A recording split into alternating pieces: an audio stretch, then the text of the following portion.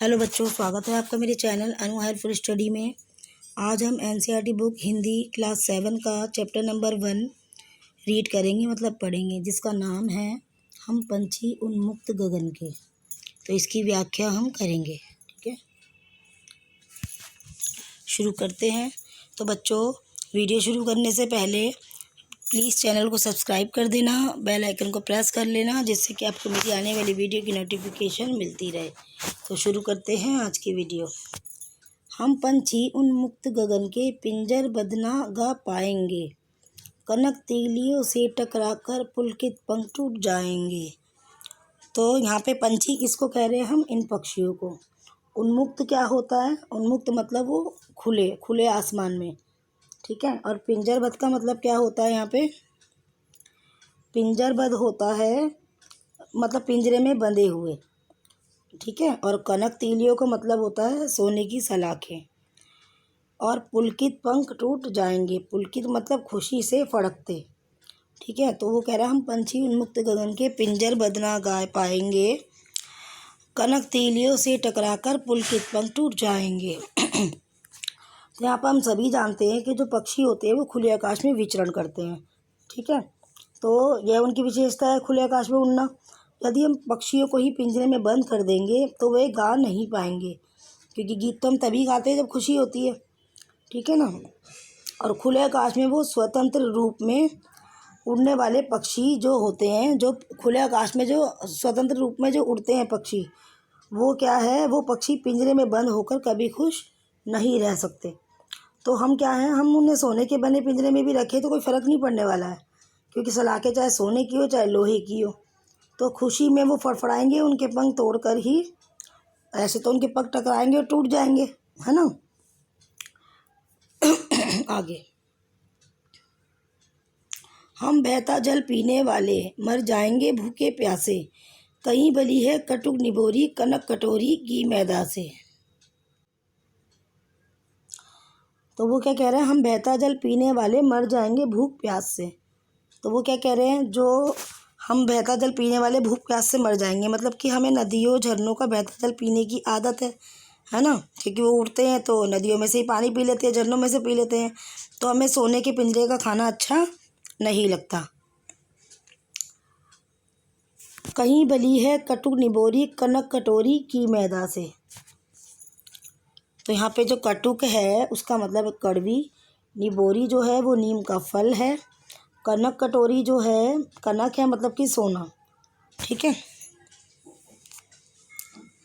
तो हमें तो आज़ाद रहकर, वो कह रहा है हमें तो आज़ाद रहकर कड़वी निबोरी, मैंने बताया था वो नीम का फल है।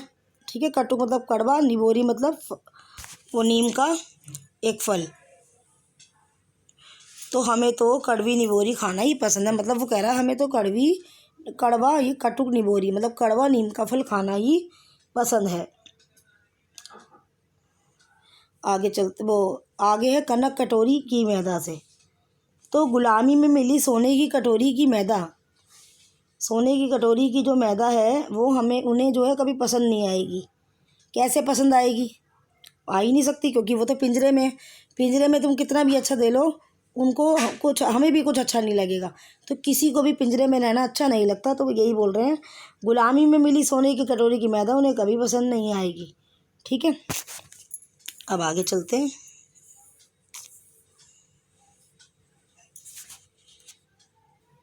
अगला पैराग्राफ, स्वर्ण श्रृंखला के बंधन में अपनी गति उड़ान सब भूले।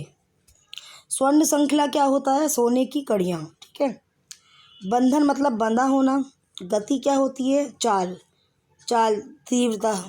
ठीक है, जैसे तेज चलो धीरे चलो, वेग मतलब। उड़ान सबको पता है, उड़ने की कला। ठीक है, तो स्वर्ण श्रृंखला के बंधन में अपनी गति उड़ान सब भूले। तो पक्षी जो कह रहे हैं हम सोने के इस पिंजरे में कैद होकर अपनी तीव्रता और उड़ने की कला हम सब कुछ भूल गए हैं। बस सपनों में देख रहे हैं तरु की फुंगी पर के झूले। फुंगी क्या होती है? ऊंची टहनी का ऊपरी भाग। तरु मतलब वृक्ष, सबको पता है। तो वो कह रहा है पहले हम वृक्ष की सबसे ऊपरी वाली टहनी के सिरे पर बैठकर क्या थे? हम झूला झूला करते थे। और अब ये क्या है, ये हमारा एक सपना बनकर रह गया, लिखा है ना। बस सपनों में ही हम देख रहे हैं कि हम झूला झूल रहे हैं। पहले हम टहनी पर ऊपर बैठकर, टहनी के सिरे पे बैठकर झूला झूला करते थे, पर अब ये हमारा एक सपना बनकर रह गया है। ऐसे थे अरमान की उड़ते नीले नभ की सीमा पाने।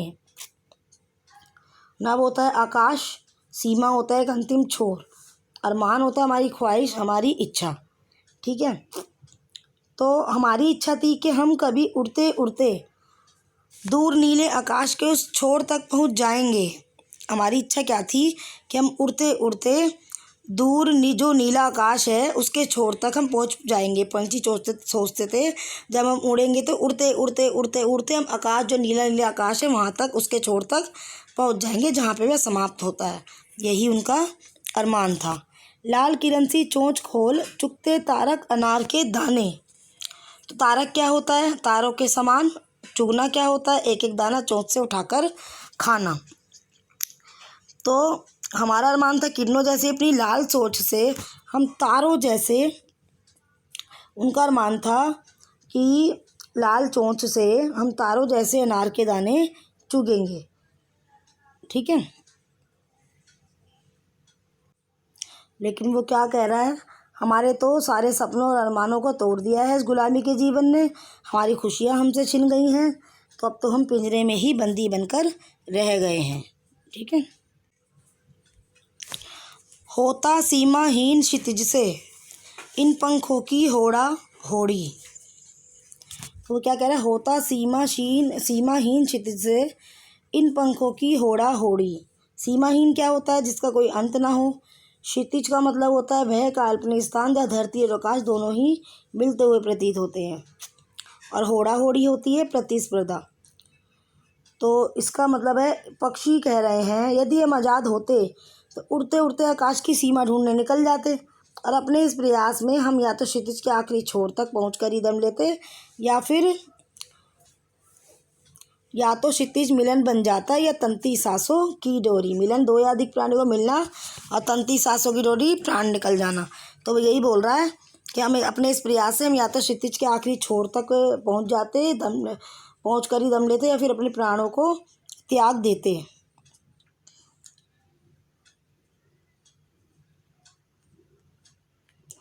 आगे देखते हैं।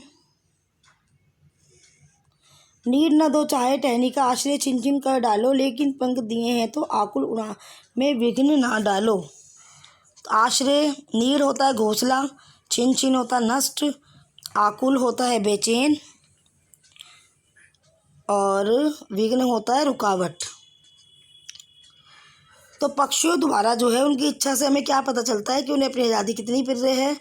पक्षी फिर कहते हैं भले ही उनसे उनका कोई घोंसला छीन ले, या पेड़ की डालियों का ठिकाना नष्ट कर दे, या फिर पेड़ की डालियों का ठिकाना जो नष्ट कर दे, लेकिन ईश्वर ने जब हमें पंख दिए हैं तो उनसे उड़ने का अधिकार ना छीना जाए, और उन्हें पिंजरे में बंद कर उनकी उड़ने की इच्छा को ना मारा जाए, और उनकी आज़ादी उनसे ना छीन कर उन्हें आकाश में उड़ने दिया जाए। इसलिए वो कह रहे हैं पंख दिए हैं तो आकुल उड़ान में विघ्न ना डालो, हमें अगर पंख दिए हैं तो हमें उड़ने का अधिकार भी दो।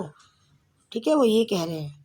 बच्चों, अगर ये वीडियो पसंद आई हो तो इसे लाइक कीजिए, शेयर कीजिए। थैंक यू बच्चों, मिलते हैं नेक्स्ट वीडियो के साथ।